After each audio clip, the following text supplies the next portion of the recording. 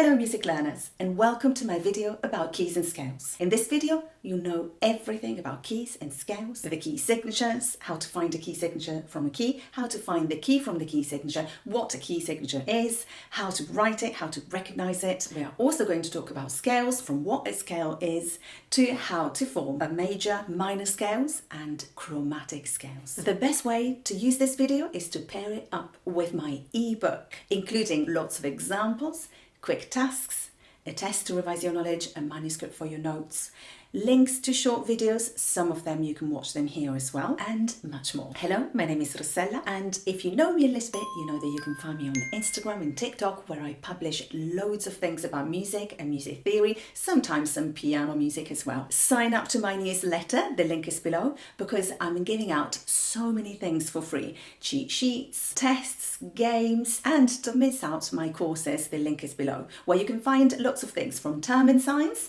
to a fast track to the grade 5 theory exam. So let's get started. What is a key signature? A key signature is a symbol that is written at the start of each stave and is made up of sharps and flats, not both together. However, in my ebook, I show you some examples in which the key signature is made up of sharps and flats. But this is very rare. So let's talk about things as per manual. You either have sharps or you have flats. This symbol and this shape stays always the same, but you need to remember this.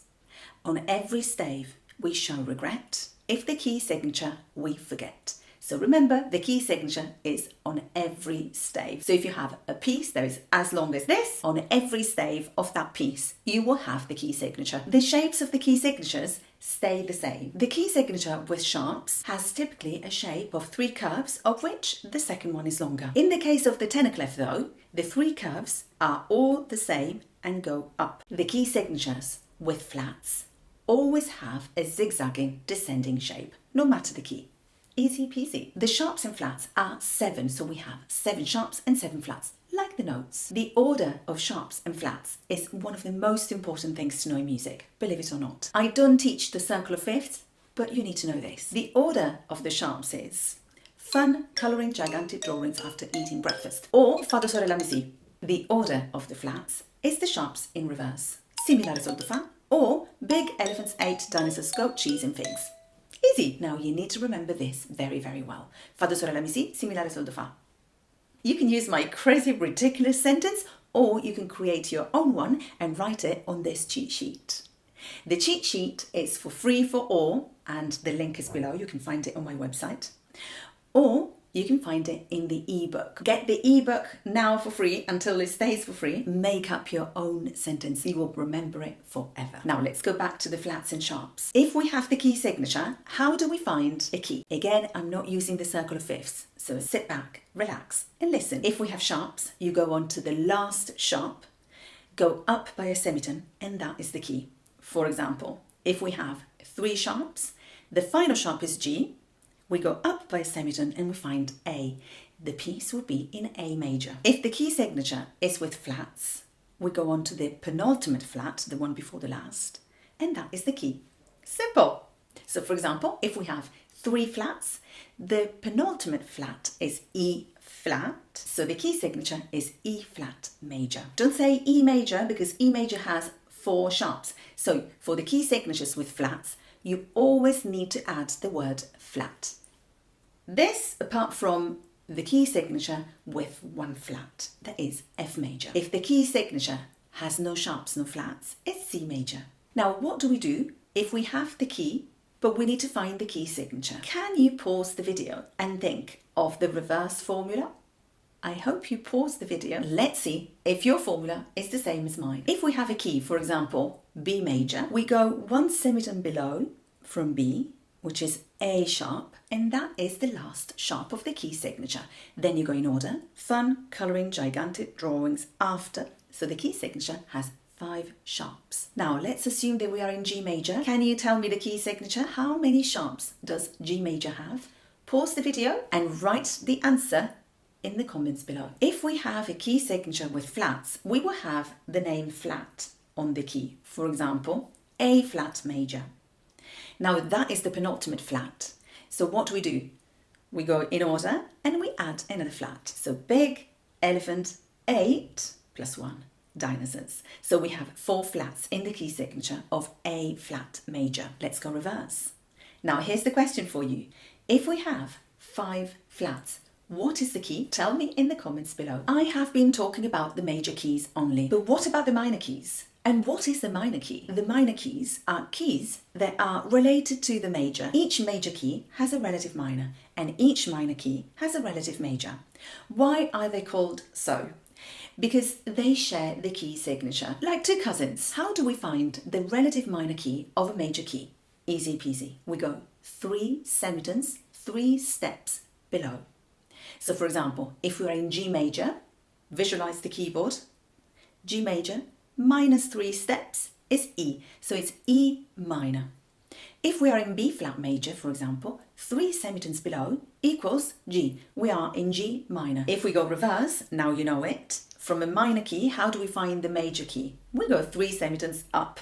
Did you guess it right?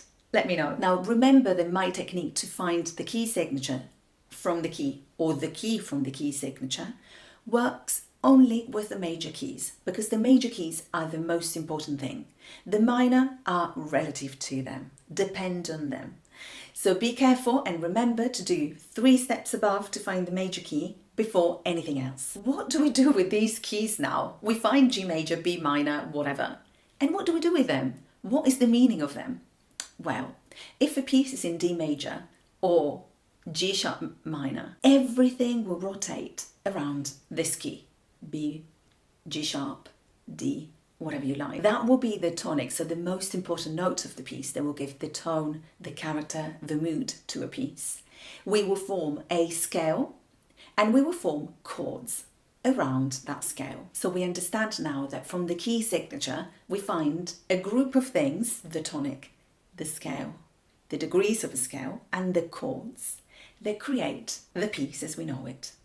Melody and harmony, so the melody and the chords, will be based on that scale. But what is a scale? A scale is a sequence of notes that start from a note and end on the note of the same name, but an octave higher or lower. So for example, if we are in D major, we do D, E, F, no, I can't, D, E, F, no, I really can't say the names of the notes ABC, just translate it in your own language.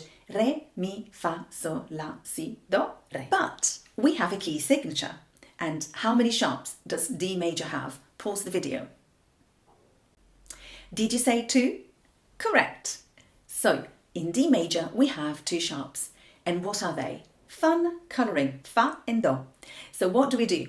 We put the sharps on these notes, F and C. This is one way of identifying the scale notes. Another way is to follow this simple formula. TTS, TTTS, TTS, TTTS, TTS, TTTS. It means tone, tone, semitone, tone, tone, tone, semitone. So from a pitch, let's say E, E major, we go 1 tone above, 1 tone above, 1 semitone, and then tone, tone, tone, semitone. We find the names of the notes from that key, and we find the scale of E major. Easy peasy. Do you want to write the names of the E major scale in the comments below? I'll tell you if you're right. But what about the minor scales? How do we find the minor scale notes? Listen to this. We have 3 types of minor scales: natural, melodic, and harmonic. The natural scale is the scale that goes up and down as per the key signature. So we don't change anything, we don't add any accidental. It sounds a little bit weird, something is missing, but it's the natural scale. Do you want to hear it? Let's listen to the scale of E minor natural.